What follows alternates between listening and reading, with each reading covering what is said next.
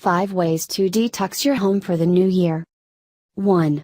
Keep it calm and soft. Ease yourself into the new year with soothing shades and inviting textures. Think hug.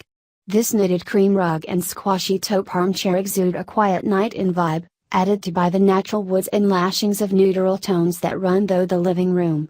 And relax. 2. Simple is best. This wash area couldn't be simpler. The chic rectangular white tiles surrounding it teem with the vintage jugs, industrial accessories and copper pipe tap for a brilliant meeting of form and function. 3. Smart and sleek. Handle-less fittings make this all-white kitchen the epitome of chic.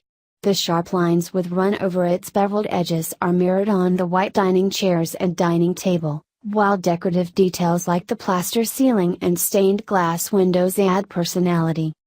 4. Don't overcomplicate it. Bare everything. Back shelves, they don't need doors. The open shelving in this happy-go-lucky kitchen along with the floor-to-ceiling white metro tiles and white marble breakfast bar create an ultra-relaxed feel. Need a bowl. 5. Bask in light.